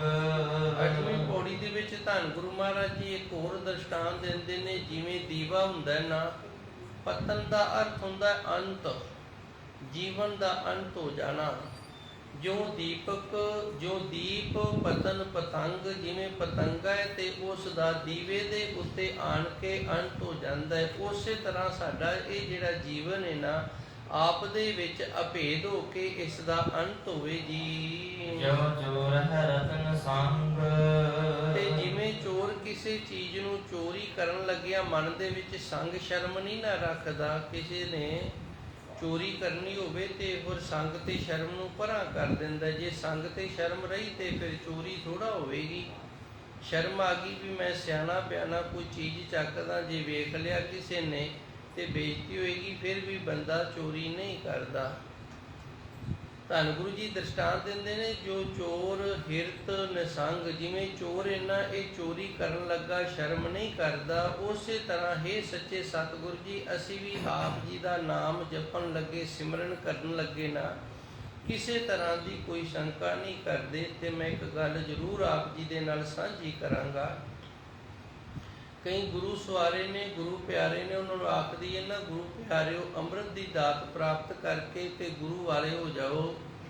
ਤੇ ਉਹ ਅੱਧੇ ਕੁ ਵਿੱਚ ਇਸ ਤਰ੍ਹਾਂ ਦੇ ਨੇ ਜਿਹੜੇ ਆਪਣੇ ਸਮਾਜ ਤੋਂ ਹੀ ਸੰਗਦੇ ਰਹਿੰਦੇ ਨੇ, ਵੀ ਰਿਸ਼ਤੇਦਾਰ ਕੀ ਆਖਣਗੇ, ਭੈਣ ਭਰਾ ਕੀ ਆਖਣਗੇ, ਲੋਕੀ ਕੀ ਆਖਣਗੇ, ਵੀ ਕੱਲ ਤੱਕ ਤਾਂ ਇਹ ਪੈਗ ਸ਼ੈਗ ਲਾਂਦਾ ਸੀ ਤੇ ਅੱਜ ਵੱਡਾ ਖਾਲਸਾ ਬਣ ਗਿਆ। ਇਹ ਸੰਗ ਜਿਹੜੀ ਇਹ ਹੀ ਨਹੀਂ ਅੱਧਿਆਂ ਨੂੰ ਤਾਂ ਗੁਰੂ ਵਾਲੇ ਹੋਣ ਦਿੰਦੀ। ਹੋਰ ਵੀ ਕਈ ਪ੍ਰਕਾਰ ਦੀਆਂ ਸੰਗਾਂ ਨੇ ਪਈ, ਲੋਕੀ ਕੀ ਆਖਣਗੇ ਵੀ ਕਿਵੇਂ ਦਾ ਹੋ ਗਿਆ। ਇਹ ਸੰਗ ਸ਼ਰਮ ਹੈ ਜਿਹੜੀ ਇਹ ਇਧਰਲੇ ਪਾਸੇ ਨਹੀਂ ਆਉਣ ਦਿੰਦੀ। ਇਹ ਵੀ ਇੱਕ ਬੜਾ ਵੱਡਾ ਬੰਧਨ ਬਣਿਆ ਹੋਇਆ ਹੈ। ਸੋ ਗੁਰੂ ਮਹਾਰਾਜ ਜੀ ਰਹਿਮਤ ਕਰਦੇ ਨੇ ਜੋ ਚੋਰ ਹਿਰਤਨ ਸੰਗ ਆਪ ਜੀ ਦੇ ਨਾਮ ਨੂੰ ਅਸੀਂ ਇਸ ਤਰ੍ਹਾਂ ਜਪਦੇ ਹਾਂ, ਇਸ ਤਰ੍ਹਾਂ ਸਿਮਰਨ ਕਰਦੇ ਹਾਂ ਜਿਵੇਂ ਚੋਰ ਜਿਹੜਾ ਉਹ ਚੋਰੀ ਕਰਨ ਲੱਗਾ ਨਹੀਂ ਸੰਗਦਾ, ਉਸੇ ਤਰ੍ਹਾਂ ਆਪ ਜੀ ਦੇ ਨਾਮ ਜਪਣ ਦੀ ਸਾਡੇ ਕੋਲ ਕੋਈ ਸੰਗਾ ਨਹੀਂ ਹੈ ਜੀ। ਮੈਗਲ ਹੈ ਕਾਮੈ ਬੰਧ। ਮੈਗਲ ਕਹਿੰਦੇ ਨੇ ਹਾਥੀ ਨੂੰ। ਮੈਗਲੇ ਦਾ ਅਰਥ ਹੈ ਬਹੁਵਚਨ, ਸਾਰੇ ਹਾਥੀ ਆਗੇ ਨੂੰ ਇਹਦੇ ਚ ਕਾਮੈ ਬੰਧ ਕਹਿੰਦੇ ਨੇ। ਹਾਥੀ ਨੂੰ ਜਦੋਂ ਪਕੜਿਆ ਜਾਂਦਾ ਹੈ ਨਾ, ਪਕੜਨ ਦੇ ਲਈ ਫਿਰ ਇੱਕ ਟੋਹਾ ਪੱਟਿਆ ਜਾਂਦਾ ਹੈ। ਟੋਹਾ ਪੱਟ ਕੇ ਉਹਦੇ ਤੇ ਘਾਹ ਫੂਸ ਜਿਹੜਾ ਉਹ ਥੋੜਾ ਜਿਹਾ ਛੱਤ ਦੇ ਰੂਪ ਦੇ ਵਿੱਚ ਰੱਖਿਆ ਜਾਂਦਾ ਹੈ, ਮਾਮੂਲੀ ਭਾਰ ਨੂੰ ਜਿਹੜਾ ਸਹਾਰ ਸਕੇ। ਤੇ ਉਹਦੇ ਉੱਪਰ ਫਿਰ ਇੱਕ ਹੱਥਣੀ ਬਣਾਈ ਜਾਂਦੀ ਹੈ ਕਾਗਜ਼ ਦੀ। ਕਾਲ ਬੂਤ ਕੀ ਹਸਤਨੀ ਮਨ ਬੌਰਾ ਰੇ। ਇਹ ਵੀ ਗੱਲ ਗੁਰਬਾਣੀ ਨੇ ਦਾਸ ਨੂੰ ਦੱਸੀ ਹੈ। ਕਾਲ ਬੂਤ ਕੀ ਹਸਤਨੀ ਮਨ ਬੌਰਾ ਰੇ। ਹੇ ਮਨ ਮੂਰਖ ਵੇਖ, ਹਾਥੀ ਕਾਗਜ਼ ਦੀ ਹੱਥਣੀ ਨੂੰ ਵੇਖ ਕੇ ਤੇ ਉਹਦੇ ਪਾਸ ਆ ਜਾਂਦਾ, ਮੂੰਹ ਕਰਕੇ ਕਾਮ ਵਸ ਹੋ ਕੇ ਤੇ ਉਹ ਖੱਡੇ ਵਿੱਚ ਡਿੱਗ ਪੈਂਦਾ ਹੈ। ਜਦੋਂ ਉਸ ਖੱਡੇ ਵਿੱਚ ਡਿੱਗ ਪੈਂਦਾ ਤੇ ਫਿਰ ਉਸ ਖੱਡੇ ਦੇ ਵਿੱਚੋਂ ਸਾਈਂ ਨੇ ਜਿਹੜੇ ਕਈ ਦਿਨ ਉਹਨੂੰ ਭੁੱਖਾ ਰੱਖ ਕੇ ਨਾ ਫਿਰ ਫੜ ਕੇ ਲੈ ਜਾਂਦੇ ਨੇ। ਉਹਨੂੰ ਭੁੱਖ ਦੇ ਨਾਲ ਸਰੀਰ ਵਿੱਚ ਕਮਜ਼ੋਰੀ ਹੋ ਗਈ ਏ। ਉੱਥੇ ਜਾ ਕੇ ਫਿਰ ਉਹਨੂੰ ਆਪਣੇ ਵੱਸ ਕਰਕੇ ਆਪਣੀ ਬੋਲੀ ਸਿਖਾ ਕੇ ਆਪਣੇ ਕਿੱਤੇ ਨੂੰ ਸਿਖਾ ਕੇ ਤੇ ਉਹਦੇ ਤੋਂ ਕੰਮ ਲੈਂਦੇ ਨੇ। ਉਸੇ ਤਰ੍ਹਾਂ ਮੈਗਲ ਕਾਮੇ ਬੰਧ। ਇੱਥੇ ਗੁਰੂ ਮਹਾਰਾਜ ਜੀ ਸੱਚੇ ਸਤਿਗੁਰ ਨੇ ਨਾ ਪ੍ਰੀਤ ਦੱਸੀਏ ਵੀ ਜਿਵੇਂ ਇਹ ਹਾਥੀ ਹੈ ਜਿਹੜਾ ਇਹ ਇਸ ਤਰ੍ਹਾਂ ਕਾਮਵਸ ਹੋ ਕੇ ਖੂਹ ਦੇ ਵਿੱਚ ਡਿੱਗ ਪੈਂਦਾ ਹੈ, ਪਰ ਇਸ ਨੂੰ ਪਰਵਾਹ ਨਹੀਂ ਹੁੰਦੀ ਇਸ ਦੁੱਖ ਦੀ। ਉਸੇ ਤਰ੍ਹਾਂ ਹੈ ਸੱਚੇ ਸਤਿਗੁਰ ਜੀ ਆਪ ਜੀ ਦੇ ਨਾਲ ਸਾਡੀ ਪ੍ਰੀਤ ਹੈ ਜੀ। ਜੋ ਗ੍ਰਸਤ ਵਿਖਈ ਧੰਦ। ਜਿਵੇਂ ਘਰ ਪਰਿਵਾਰ ਦੇ ਵਿੱਚ ਰਹਿਣ ਵਾਲਾ ਮਨੁੱਖ ਜਿਹੜਾ ਉਹ ਧੰਦੇ ਦੇ ਵਿੱਚ ਲੱਗਿਆ ਰਹਿੰਦਾ ਹੈ। ਪਰਿਵਾਰਿਕ ਧੰਦਾ ਜਿਹੜਾ ਉਹਦੇ ਵਿੱਚ ਹੀ ਹੈ, ਵਿਖਾਈ ਹੈ ਵਿਕਾਰਾਂ ਦਾ, ਪਰ ਉਹ ਪਰਿਵਾਰਿਕ ਧੰਦੇ ਵਿੱਚ ਪਰਿਵਾਰ ਨੂੰ ਪਾਲਣ ਵਾਲੇ ਪਾਸੇ ਲੱਗਿਆ ਰਹਿੰਦਾ। ਉਹਨੂੰ ਗ੍ਰਸਤੀ ਹੋਵੇ ਤੇ ਘਰੇ ਦਾਲ ਫੁਲਕਾ ਨਾ ਬਣਦਾ ਹੋਵੇ ਤੇ ਫਿਰ ਉਹਦਾ ਧਿਆਨ ਹੈ ਜਿਹੜਾ ਉਹ ਇਸ ਪਾਸੇ ਲੱਗਿਆ ਰਹਿੰਦਾ ਵੀ ਜੇ ਕਿਤੇ ਅੱਜ ਦੀ ਦਿਹਾੜੀ ਲੱਗ ਜਾਵੇ ਤੇ ਚਲੋ ਆਥਣ ਦੀ ਜਿਹੜੀ ਰੋਟੀ ਉਹ ਤਾਂ ਪਰਿਵਾਰ ਨੂੰ ਸੁੱਖ ਨਾਲ ਖਵਾ ਦਈਏ। ਉਸੇ ਤਰ੍ਹਾਂ ਸੱਚੇ ਸਤਿਗੁਰੂ ਜੀ ਸਾਡੇ ਅੰਦਰ ਦੀ ਵੀ ਜਿਹੜੀ ਚੇਤਮਨੀ ਹੈ ਨਾ, ਇਸੇ ਗ੍ਰਸਤੀ ਦੀ ਤਰ੍ਹਾਂ ਹੀ ਹੈ ਜੀ। ਜਿਉ ਜੁਆਰ ਬਿਸਨ ਨਾ ਜਾਏ। ਜਿਵੇਂ ਜੂਆ ਖੇਡਣ ਵਾਲਾ ਹੈ ਨਾ ਜਿਹੜਾ, ਉਸ ਸਮੇਂ ਤੋਂ ਪਿੱਛੇ ਨਹੀਂ ਹਟਦਾ, ਉਸ ਸਮੇਂ ਤੇ ਪਹੁੰਚ ਜਾਂਦਾ। ਹੋ ਸਕਦਾ 5 ਮਿੰਟ ਪਹਿਲੋਂ ਪਹੁੰਚ ਜਾਂਦਾ ਹੋਵੇ। ਵੇਖੇ ਨੇ ਕਈ ਗੁਰੂ ਸਵਾਰੇ ਨੇ ਕਿਸੇ ਬੋਰਡ ਥੱਲੇ ਕਿਸੇ ਥੜੇ ਤੇ ਕੋਈ ਨਾ ਕੋਈ ਇਹਨਾਂ ਨੇ ਜਗ੍ਹਾ ਬਣਾਈ ਜਿੱਥੇ ਬਹਿ ਕੇ ਤੇ ਤਾਸ਼ ਖੇਡਣੀ ਹੈ। ਉੱਥੇ ਇਹ ਸਮੇਂ ਤੇ ਪਹੁੰਚ ਜਾਂਦੇ ਨੇ ਤੇ ਦਰਬਾਰ ਸਾਹਿਬ ਦੇ ਵਿੱਚ ਕੀਰਤਨ ਜਾਂ ਕਥਾ ਦੇ ਸਮੇਂ ਤੋਂ ਲੇਟ ਹੋ ਜਾਈਦਾ ਹੈ। ਧੰਨ ਗੁਰੂ ਜੀ ਨੇ ਬੜਾ ਸੁੰਦਰ ਦ੍ਰਿਸ਼ਟਾਂਤ ਦਿੱਤਾ ਹੈ, ਜਿਉਂ ਜੁਆਰ ਬਿਸਣ ਨਾ ਜਾਏ। ਜਿਵੇਂ ਇੱਕ ਜੂਆ ਖੇਡਣ ਵਾਲਾ, ਤਾਸ਼ ਖੇਡਣ ਵਾਲਾ ਸਮੇਂ ਤੋਂ ਕਦੇ ਲੇਟ ਨਹੀਂ ਹੁੰਦਾ, ਉਹਨੂੰ ਨਹੀਂ ਵਿਸਾਰਦਾ, ਉਹਨੂੰ ਚੇਤਾ ਹੁੰਦਾ ਰਹਿੰਦਾ ਵੀ ਮੇਰੇ ਨਾਲਦਿਆਂ ਨੇ ਇੰਨੇ ਵਜੇ ਆ ਜਾਣਾ ਤੇ ਮੈਂ ਵੀ ਪਹੁੰਚਣਾ ਹੈ। 2-4 ਮਿੰਟ ਪਹਿਲੋਂ ਪਹੁੰਚਦਾ ਵੀ ਜੇ ਲੇਟ ਹੋ ਗਿਆ ਤੇ ਫਿਰ ਮੇਰੇ ਜਾਂਦਿਆਂ ਨੂੰ ਕਿਤੇ ਇੱਕ ਬਾਜੀ ਹੈ ਜਿਹੜੀ ਲਾ ਨਾ ਲੈਣ ਜਾਂ ਮੇਰੀ ਸੀਟ ਕੋਈ ਹੋਰ ਨਾ ਬੁੱਕ ਕਰ ਲੇ। ਪਰ ਗੁਰੂ ਘਰ ਆਉਣ ਲੱਗਿਆਂ ਇਸ ਤਰ੍ਹਾਂ ਦਾ ਸਾਡਾ ਖਿਆਲ ਨਹੀਂ ਹੁੰਦਾ। ਜਿਉਂ ਜੁਆਰ ਬਿਸਣ ਨਾ ਜਾਏ। ਗੁਰੂ ਮਹਾਰਾਜ ਜੀ ਇੱਥੇ ਸਾਨੂੰ ਦੱਸਦੇ ਨੇ, ਹੇ ਸੱਚੇ ਸਤਿਗੁਰੂ ਜੀ, ਤੇਰੇ ਨਾਲ ਜੋ ਸਾਡਾ ਪ੍ਰੀਤ ਤੇ ਪ੍ਰੇਮ ਹੈ ਉਹ ਇਸ ਤਰ੍ਹਾਂ ਹੈ ਜਿਵੇਂ ਜੁਆਰੀ ਕਦੇ ਲੇਟ ਨਹੀਂ ਹੁੰਦਾ ਹੈ, ਉਸੇ ਤਰ੍ਹਾਂ ਆਪ ਜੀ ਦੇ ਦਰ ਤੇ ਪਹੁੰਚਣ ਲੱਗੇ ਤੇਰੀ ਕਿਰਪਾ ਦੇ ਨਾਲ ਅਸੀਂ ਵੀ ਕਦੇ ਲੇਟ ਨਹੀਂ ਹੁੰਦੇ ਹਾਂ ਜੀ। ਹਰਿ ਨਾਨਕ ਇਹ ਮਨ ਲਾਏ। ਧੰਨ ਗੁਰੂ ਜੀ ਰਹਿਮਤ ਕਰਦੇ ਨੇ ਇਸ ਮਨ ਦੇ ਵਿੱਚ ਇਹ ਅਵਸਥਾਵਾਂ ਬਣ ਜਾਣ ਜੋ ਪਿੱਛੇ ਪ੍ਰੇਮ ਵਾਲੀਆਂ ਪ੍ਰੀਤ ਵਾਲੀਆਂ ਗੁਰੂ ਮਹਾਰਾਜ ਜੀ ਨੇ ਹਾਲਾਤ ਦੱਸੇ ਨੇ ਨਾ, ਕਈ ਤਰ੍ਹਾਂ ਦੇ ਦ੍ਰਿਸ਼ਟਾਂਤ ਦੇ ਕੇ ਤੇਰੀ ਕਿਰਪਾ ਹੋ ਜਾਵੇ ਤੇ ਮਨ ਦੇ ਵਿੱਚ ਹਰੀ ਅਕਾਲ ਪੁਰਖ ਵਾਹਿਗੁਰੂ ਜੀਓ ਇਹ ਸਾਡੇ ਵੀ ਪ੍ਰੀਤ ਬਣ ਜਾਵੇ, ਅਸੀਂ ਵੀ ਇਸ ਤਰ੍ਹਾਂ ਆਪ ਜੀ ਦੇ ਚਰਨਾਂ ਦੇ ਨਾਲ ਪ੍ਰੇਮ ਕਰੀਏ ਜੀ। ਕੁਰੰਕ ਨਾਦ ਨੇਹੋ। 9ਵੀਂ ਪੌੜੀ ਦੇ ਅੰਦਰ ਧੰਨ ਗੁਰੂ ਜੀ ਰਹਿਮਤ ਕਰਦੇ ਨੇ, ਕੁਰੰਕ ਕਿਹਾ ਜਾਂਦਾ ਮਿਰਗ ਨੂੰ। ਮਿਰਗ ਹੁੰਦਾ ਹੈ, ਇਹਦੇ ਅੰਦਰ ਨਾਭੀ ਦੇ ਵਿੱਚ ਕਸਤੂਰੀ ਹੁੰਦੀ ਹੈ। ਕਸਤੂਰੀ ਦੀ ਪ੍ਰਾਪਤੀ ਕਰਨ ਦੇ ਲਈ ਫਿਰ ਇਸ ਨੂੰ ਨਾ ਮਾਰਿਆ ਜਾਂਦਾ ਹੈ। ਤੇ ਵੈਸੇ ਵੀ ਸ਼ਿਕਾਰੀ ਨੇ ਜਿਹੜੇ ਉਹ ਮਿਰਗ ਦਾ ਸ਼ਿਕਾਰ ਹੋਰ ਵੀ ਕਈ ਲੋੜਾਂ ਪੂਰੀਆਂ ਕਰਨ ਵਾਸਤੇ ਕਰਦੇ ਨੇ।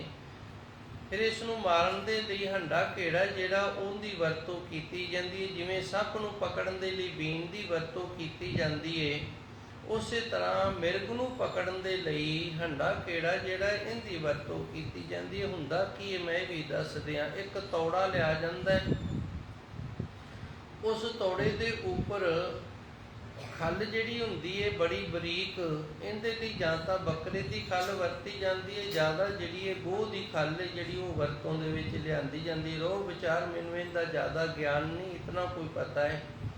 ਫਿਰ ਕੀ ਕੀਤਾ ਜਾਂਦਾ ਹੈ, ਤੇ ਸੈਂਟਰ ਦੇ ਵਿੱਚ ਨਾ ਜਿਹੜੀ ਖੱਲ ਤੌੜੇ ਦੇ ਮੂੰਹ ਦੇ ਉੱਤੇ ਬੰਨੀ ਹੋਈ ਹੈ ਘੁੱਟ ਕੇ, ਉਹਦੇ ਸੈਂਟਰ ਦੇ ਵਿੱਚ ਇੱਕ ਸੁਰਾਖ ਕੀਤਾ ਜਾਂਦਾ ਹੈ। ਇਹ ਜਿਹੜਾ ਸੁਰਾਖ ਹੈ ਇਹ ਤਕਲੇ ਦੇ ਆਕਾਰ ਦੇ ਨਾਲ ਕੀਤਾ ਜਾਂਦਾ ਹੈ। ਜਿਤਨਾ ਕੁ ਮੋਟਾ ਤਕਲਾ ਹੋਵੇ ਉਤਨਾ ਕੁ ਖੁੱਲਾ ਸੁਰਾਖ ਕੀਤਾ ਜਾਂਦਾ ਹੈ। ਜਦੋਂ ਤਕਲਾ ਆਪ ਜਾਣਦੇ ਹੋਵੋਗੇ, ਜਿਹਦੇ ਤੇ ਮਾਈਆਂ ਸੂਤ ਕੱਤਦੀਆਂ ਨੇ, ਇਹਨੂੰ ਤਕਲਾ ਆਖਿਆ ਜਾਂਦਾ ਹੈ। ਇਸੇ ਤਰ੍ਹਾਂ ਦਾ ਫਿਰ ਇੱਕ ਤਕਲਾ ਹੁੰਦਾ ਹੈ ਤੇ ਉਹ ਇਸ ਮੋਹਰੀ ਦੇ ਵਿੱਚ ਦੀ ਨਾ ਕਦੀ ਤੌੜੇ ਦੇ ਅੰਦਰ ਧੱਕਿਆ ਜਾਂਦਾ ਹੈ, ਕਦੀ ਉਹਨੂੰ ਉੱਪਰ ਖਿੱਚਿਆ ਜਾਂਦਾ ਹੈ ਥੋੜਾ ਦਾਬ ਦੇ ਕੇ। ਤੇ ਇਹ ਜਦੋਂ ਫਿਰ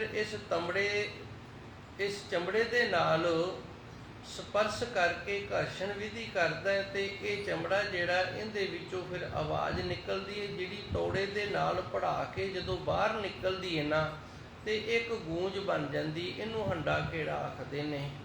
ਇਸ ਆਵਾਜ਼ ਦੇ ਉੱਤੇ ਜਿਹੜਾ ਮਿਰਗ ਹੈ ਨਾ ਇਹ ਮੋਹਿਤ ਹੋ ਜਾਂਦਾ ਹੈ। ਇਹਨੂੰ ਜਿੱਥੇ ਵੀ ਇਹ ਆਵਾਜ਼ ਸੁਣੇ ਇਹ ਉੱਥੇ ਚਲਾ ਜਾਂਦਾ। ਜਦੋਂ ਇਹਨੂੰ ਪਤਾ ਹੁੰਦਾ ਹੈ ਵੀ ਸ਼ਿਕਾਰੀ ਨੇ ਜਿਹੜੇ ਉਹਨਾਂ ਨੇ ਇੱਕ ਜਾਲ ਫਸਾਇਆ ਹੈ ਮੈਨੂੰ ਪਕੜਨ ਵਾਸਤੇ, ਪਰ ਇਹ ਫਿਰ ਵੀ ਉੱਥੋਂ ਨਹੀਂ ਮੁੜਦਾ। ਕੁਰੰਕ ਨਾਦੇ ਨੇਹੋ। ਜਿਵੇਂ ਸ਼ਿਕਾਰੀ ਨੂੰ ਪਤਾ ਹੁੰਦਾ ਹੈ ਵੀ ਇਹ ਆਵਾਜ਼ ਜਿਹੜੀ ਨਾਦ ਦਾ ਅਰਥ ਹੁੰਦਾ ਆਵਾਜ਼, ਤੇ ਵੇਦ ਦਾ ਅਰਥ ਹੁੰਦਾ ਗਿਆਨ। ਗੁਰਮੁਖ ਨਾਦੰ ਗੁਰਮੁਖ ਵੇਦੰ। ਇੱਥੇ ਵੀ ਗੁਰੂ ਮਹਾਰਾਜ ਜੀ ਨੇ ਸਾਨੂੰ ਦੱਸਿਆ ਵੀ ਜਿਹੜੇ ਗੁਰਮੁਖ ਨੇ ਨਾ ਉਹਨਾਂ ਦੇ ਅੰਦਰ ਅਨਾਹਦ ਨਾਦ ਹੈ ਨਾ ਜਿਹੜਾ ਇਹ ਚੱਲਦਾ ਹੈ, ਤੇ ਗੁਰਮੁਖ ਜਿਹੜੇ ਉਹਨਾਂ ਨੂੰ ਗਿਆਨ ਹੁੰਦਾ ਹੈ। ਗੁਰਮੁਖ ਕੁਰੰਗ ਨਾਦੇ ਨਿਹੋ, ਇਸ ਆਵਾਜ਼ ਦੇ ਨਾਲ ਕੁਰੰਗ ਇੱਥੇ ਆ ਜਾਂਦਾ ਤੇ ਫਿਰ ਸ਼ਿਕਾਰੀ ਇਹਨੂੰ ਪਕੜ ਲੈਂਦਾ, ਪਰ ਇਹ ਆਪਣੇ ਨਿਹੋ ਪ੍ਰੀਤ ਨੂੰ ਜਿਹੜਾ ਨਾ ਉਹ ਨਹੀਂ ਛੱਡਦਾ ਹੈ ਜੀ। ਚਾਤ੍ਰਿਕ ਚਾਹਤ ਮੇਹੋ, ਇਹ ਚਾਤ੍ਰਿਕ ਪਪੀਏ ਨੂੰ ਆਖਦੇ ਨੇ, ਛੋਟਾ ਜਿਹਾ ਜੀਵ ਹੁੰਦਾ ਹੈ ਤੇ ਇਸ ਦੇ ਗਲ ਦੇ ਵਿੱਚ ਨਾ ਮੋਹਰੀ ਹੁੰਦੀ ਏ।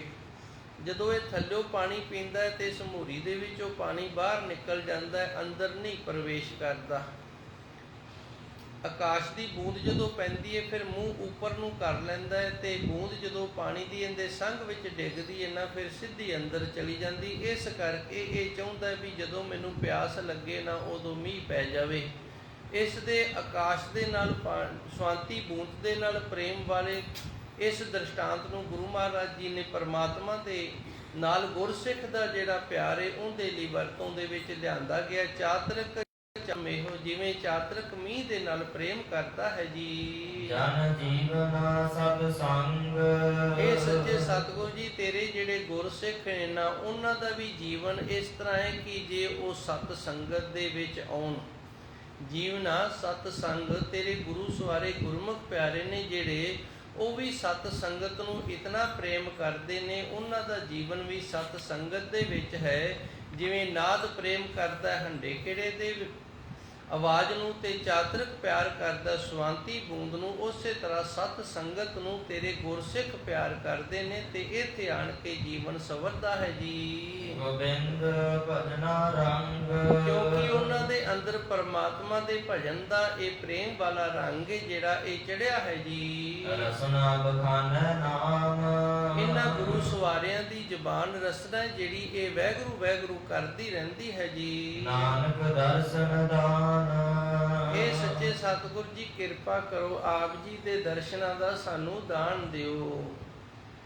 ਹੇ ਮੇਰੇ ਵਾਹਿਗੁਰੂ ਜੀ, ਹੇ ਸੱਚੇ ਸਤਿਗੁਰੂ ਜੀ ਕਿਰਪਾ ਕਰੋ, ਸਾਡੀ ਵੀ ਇਹੀ ਹਾਲਤ ਹੈ ਜਿਵੇਂ ਕੁਰੰਗ ਹੈ, ਚਾਤ੍ਰਿਕ ਹੈ, ਤੇ ਤੁਸੀਂ ਕਿਰਪਾ ਕਰਕੇ ਆਪ ਜੀ ਦੇ ਦਰਸ਼ਨਾਂ ਦਾ ਸਾਨੂੰ ਦਾਨ ਦੇਣਾ ਕਰੋ ਜੀ। ਗੁਣ ਗਾਏ ਸੁਨ ਲਿਖ ਦੇ। ਹੁਣ ਆਖਰੀ ਪੌੜੀ ਦੇ ਅੰਦਰ ਧੰਨ ਗੁਰੂ ਮਹਾਰਾਜ ਜੀ ਸੱਚੇ ਸਤਿਗੁਰ ਸਾਨੂੰ ਦੱਸਦੇ ਨੇ ਵੀ ਤੇਰਾ ਜਿਹੜਾ ਇਹ ਪ੍ਰੇਮ ਹੈ ਨਾ ਉਸ ਪ੍ਰਭੂ ਪਰਮਾਤਮਾ ਦੇ ਨਾਲ ਇਹ ਸਿਰੇ ਚੜਾਉਣ ਦੇ ਲਈ ਤੈਨੂੰ ਪਰਮਾਤਮਾ ਦੇ ਗੁਣ ਗਾਏ, ਗੁਣ ਗਾਣੇ ਪੈਣੇ ਨੇ, ਬਾਣੀ ਪੜ੍ਹਨੀ ਪੈਣੀ ਹੈ। ਬਾਣੀ ਦੇ ਅੰਦਰ ਗੁਣ ਨੇ, ਗੁਣ ਗਾਏ ਤੂੰ ਉਸ ਪ੍ਰਭੂ ਪਰਮਾਤਮਾ ਦੇ ਗੁਣ ਗਾ, ਭਾਵ ਬਾਣੀ ਪੜ੍ਹਿਆ ਕਰ, ਸੁਣ। ਜੇ ਕੋਈ ਪੜ੍ਹਦਾ ਤੇ ਉਹਨੂੰ ਸੁਣਿਆ ਕਰ, ਲਿਖ, ਜੇ ਤੂੰ ਲਿਖ ਸਕਦਾ ਤੇ ਉਹਨੂੰ ਲਿਖ ਕੇ ਕਰ ਦੇ।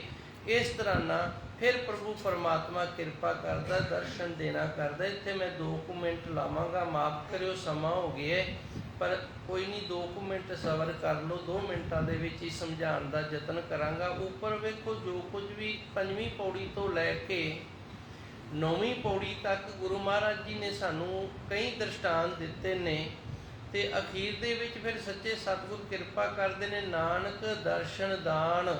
ਹੁਣ ਤੁਸੀਂ ਕਿਰਪਾ ਕਰੋ, ਵੇਖੋ ਅਸੀਂ ਕਿੰਨੇ ਦ੍ਰਿਸ਼ਟਾਂਤ ਦਿੱਤੇ ਨੇ, ਇਸ ਤਰ੍ਹਾਂ ਤੁਹਾਡੇ ਨਾਲ ਸਾਡਾ ਪ੍ਰੇਮ ਹੈ ਤੇ ਸਾਨੂੰ ਵੀ ਦਾਨ ਦਿਓ ਕਿ ਆਪ ਜੀ ਦੇ ਦਰਸ਼ਨ ਹੋ ਜਾਣ। ਤੇ ਗੁਰੂ ਮਹਾਰਾਜ ਜੀ ਧੰਨ ਗੁਰੂ ਗ੍ਰੰਥ ਸਾਹਿਬ ਜੀ ਸੱਚੇ ਸਤਿਗੁਰ ਕਿਰਪਾ ਕਰਦੇ ਹੁਣ ਸਾਨੂੰ ਦੱਸਦੇ ਨੇ, ਜੇ ਤੇਰੇ ਅੰਦਰ ਪਰਮਾਤਮਾ ਦੇ ਦਰਸ਼ਨਾਂ ਦਾ ਦਾਨ ਪ੍ਰਾਪਤ ਕਰਨ ਦੀ ਚਾਹ ਹੈ ਨਾ, ਤੇ ਫਿਰ ਜਿਵੇਂ ਮੰਗਦਾ ਫਿਰਦਾ ਤੈਨੂੰ ਇਹ ਕੰਮ ਕਰਨਾ ਪੈਣਾ ਕਿ ਗੁਣ ਗਾਏ, ਤੂੰ ਗੁਰਬਾਣੀ ਪੜ੍ਹਿਆ ਕਰ ਤੇ ਪਰਮਾਤਮਾ ਦੇ ਗੁਣ ਨੇ ਜਿਹੜੇ ਉਹਨਾਂ ਨੂੰ ਗਾਇਆ ਕਰ, ਸੁਣ। ਜੇ ਨਹੀਂ ਪੜ੍ਹ ਸਕਦਾ ਤੇ ਫਿਰ ਤੂੰ ਸੁਣਿਆ ਜ਼ਰੂਰ ਕਰ, ਗੁਰਬਾਣੀ ਨੂੰ ਲਿਖ ਦੇ।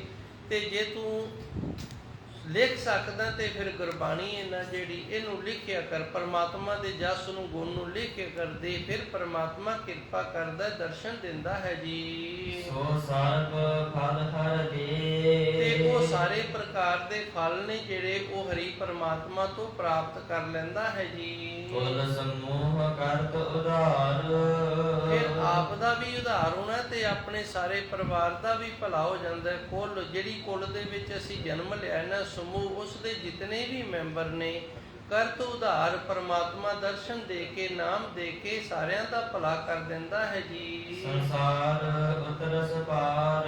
ਤੇ ਇਹ ਸੰਸਾਰ ਤੋਂ ਗੁਰੂ ਸਵਾਰੇ ਗੁਰਮੁਖ ਪਿਆਰੇ ਜਿਹੜੇ ਨੇ ਉਹਨਾਂ ਦਾ ਪਾਰ ਉਤਾਰਾ ਹੋ ਜਾਂਦਾ ਹੈ। ਹਰ ਚਰਨ ਬੋਹਿਤ ਤਾਹੇ। ਹਰੀ ਪਰਮਾਤਮਾ ਦੇ ਚਰਨ ਨੇ ਜਿਹੜੇ ਇਹ ਜਹਾਜ਼ ਹੈ, ਬੋਹਿਤ ਕਹਿੰਦੇ ਨੂੰ ਜਹਾਜ਼ ਨੂੰ, ਹਰ ਚਰਨ ਹਰੀ ਪਰਮਾਤਮਾ ਦੇ ਚਰਨ ਕਮਲ ਨੇ ਜਿਹੜੇ ਬੋਹਿਤ ਇਹ ਜਹਾਜ਼ ਨੇ ਤਾਹੇ। ਇਹ ਨਾਮ ਜਪ ਕੇ ਸਿਮਰਨ ਕਰਕੇ ਇਸ ਜਹਾਜ਼ ਤੇ ਚੜੀਦਾ ਹੈ ਜੀ।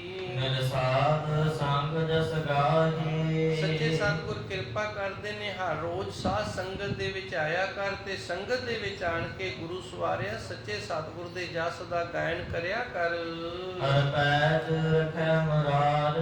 ਫਿਰ ਵਾਹਿਗੁਰੂ ਕਿਰਪਾ ਕਰਦਾ ਆਪਣੇ ਦਾਸਰਿਆਂ ਦੀ ਆਪ ਪੈਜ ਰੱਖਦਾ ਹੈ ਜੀ। ਹਰ ਨਾਨਕ ਸਰਨ ਦੁਆਰ। ਧੰਨ ਗੁਰੂ ਜੀ ਰਹਿਮਤ ਕਰਦੇ ਨੇ, ਹੇ ਹਰੀ ਪਰਮਾਤਮਾ ਸੱਚੇ ਸਤਿਗੁਰ ਜੀ, ਅਸੀਂ ਤਾਂ ਆਪ ਜੀ ਦੇ ਦਰ ਤੇ ਆ ਗਏ ਆ, ਆਪ ਜੀ ਦੇ ਦਰ ਦੀ ਸ਼ਰਨ ਲੈ ਲਈਏ। ਸਗਲ ਦੁਆਰ ਕਉ ਛਾੜ ਕੇ ਗਹੋ ਤੁਹਾਰੋ ਦੁਆਰ। ਆਪ ਜੀ ਦੇ ਦਰ ਨੂੰ ਪਕੜ ਲਿਆ ਮੇਰੇ ਮਾਲਕ ਸੱਚੇ ਸਤਿਗੁਰ ਜੀ। ਬਾਹੇ ਗਹਿ ਕੀ ਲਾਜ ਅਸ। ਅਸੀਂ ਆਪ ਜੀ ਦੀ ਬਾਹਾਂ ਪਕੜ ਲਈ। ਬਾਹੇ ਦਾ ਅਰਥ ਹੈ ਬਾਹਾਂ, ਗਹਿ ਦਾ ਅਰਥ ਹੈ ਪਕੜਨਾ। ਹੁਣ ਅਸੀਂ ਆਪ ਜੀ ਦੇ ਨਾਮ ਰੂਪੀ ਬਾਹ ਨੂੰ ਪਕੜ ਲਏ। ਬਾਹੇ ਗਹਿ ਕੀ ਲਾਜ, ਹੁਣ ਆਪ ਜੀ ਨੂੰ ਇਹ ਸਾਰੀ ਲਾਜ ਹੈ। ਆਪ ਜੀ ਨੇ ਆਪ ਜੀ ਦਾ ਹੱਥ ਨਾ ਪਕੜੇ ਦੀ ਲਾਜ ਰੱਖਣੀ ਹੈ। ਇਤਨੀ ਕੁ ਸੇਵਾ ਸੰਗਤ ਨੇ ਪ੍ਰਵਾਨ ਕਰਨੀ। ਦੇਹੋ ਸੱਜਣ ਆਸੀਸੜੀਆ, ਜੋ ਹੋਵੇ ਸਾਹਿਬ ਸਿਉ ਮੇਲ।